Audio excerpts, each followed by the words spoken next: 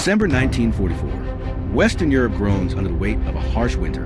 A white, icy blanket covers battlefields, ruined cities, and the soul of a continent exhausted by war. The air cuts like a razor, and every breath is a ghostly mist in the implacable cold. In the Ardennes, the last sparks of the German offensive are extinguished amidst snow and blood. The desperate roar of the Wehrmacht falls silent, leaving behind only the moan of the wind and the omen of more suffering. On the Western Front, a sigh of relief runs through the Allied ranks. The fury of the Battle of the Bulge, Hitler's last desperate assault, seems finally contained. Exhausted but victorious soldiers smile wearily. They believe, perhaps with premature optimism, that the worst is over, that the tide of war has finally turned. That victory, though still distant, is now inevitable, a brief calm before the storm. But the illusion of victory would soon be dispelled. In the shadow of imminent defeat, the Luftwaffe command, in a last act of audacity and desperation, hatched a secret plan. A plan with a prosaic codename, Bodenplatte, base plate. The ambition was colossal, almost unrealistic. To strike a devastating blow against Allied airfields, destroy hundreds of aircraft on the ground, and reclaim the skies over Western Europe. A final gamble, a spark of hope, or the prelude to ultimate annihilation.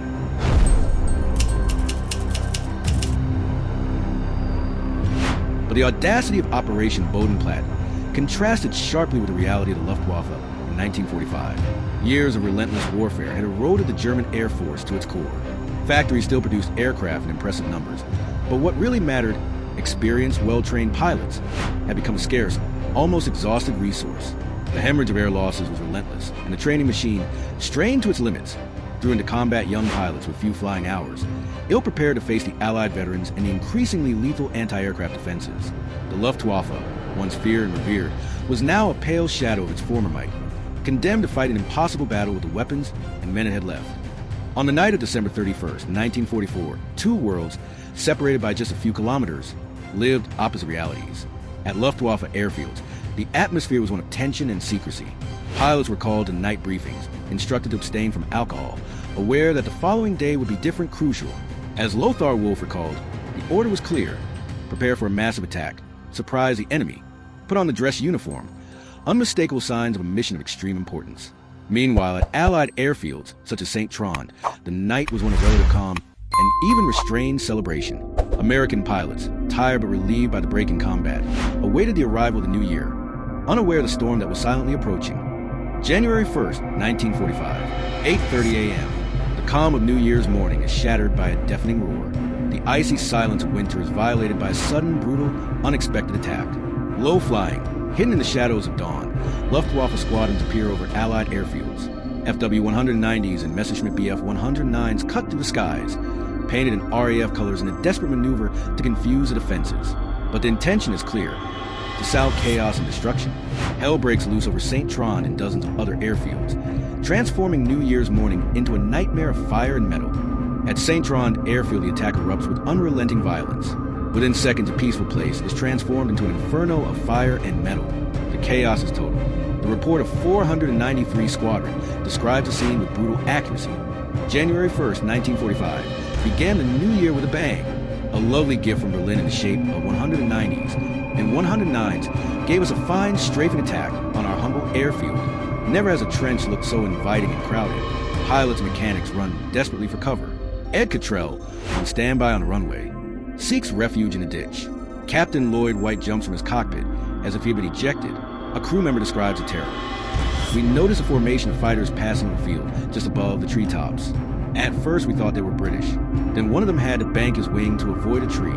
That's when I recognized it. A Messerschmitt 109. Captain White saw it almost at the same time. He came out of the cockpit as if he had been ejected. We ran away from the aircraft with bombs, 3,200 rounds of ammunition and fuel tanks. The attack is fast, relentless, coming from all directions. St. Trond becomes a whirlwind of fire and fury. But the fury of the German attack was as brief as it was ineffective. The inexperience of young Luftwaffe pilots proved to be a decisive factor. Flying too high, too slow. Many had not even thought to jettison their extra fuel tanks. Sitting ducks, inviting disaster.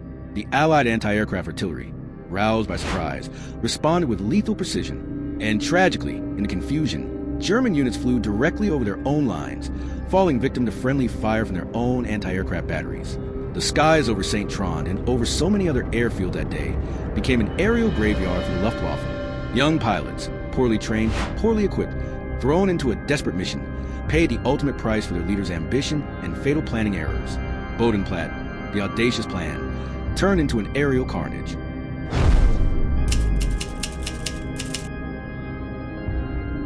Bodenplatte, the name that would echo as synonymous with disaster for the Luftwaffe. The operation, conceived as a masterstroke, ended up shooting itself in the foot.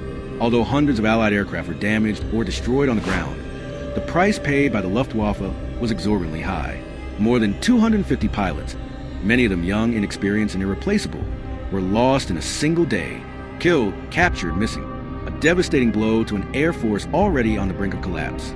Allied air supremacy remained unchallenged. And worse, Bodenplatte accelerated the Luftwaffe's agony, bleeding it to death.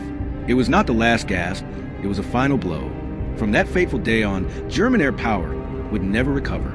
The Luftwaffe, once an eagle in skies, had now become but a shadow, a ghost of its glorious past. For Ed Catrell, January 1st, 1945, had already been marked by the shock of the attack, but personal tragedy was yet to come. That same day, amid the aftermath of the aerial carnage, came the devastating news. His roommate and friend, Ted Smith, would not be coming home. He had been shot down on another mission that same fateful day. War in its blind fury took with friend and foe alike, without distinction, without mercy. The attack on St. Trond and Operation Bodenplatte as a whole echoes to this day as a grim reminder. Traces of that day of horror can still be seen on the old airfield. And in the cemeteries, endless rows of white crosses and gray tombstones mark the eternal resting place of young pilots, on both sides, victims of a war that cut short dreams and lives too soon. Bodenplatte confronts us with the brutal price of war, the futility of hopelessness, and the fragility of human life, even in the midst of fury of the heavens.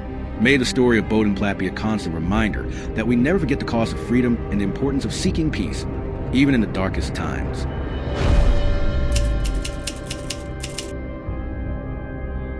The story of Operation Bodenplatte echoes through time, resonating to this day as a powerful reminder of the fragility of peace, the cost of freedom, and the vital importance of learning from the mistakes of the past. Thanks to your support, we can bring these stories to light, preserve the memory of those who lived through such turbulent times, and share these essential lessons with the world. If this journey through the history of the Luftwaffe and its young pilots has touched you, if you believe in the importance of keeping alive the memory of those who sacrificed themselves, then join us in this mission. Support our work.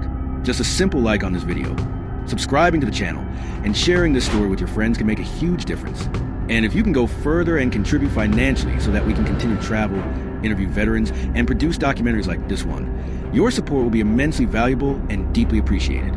Links to support the channel and to sign up for our free newsletter with exclusive historical content are just below in the description.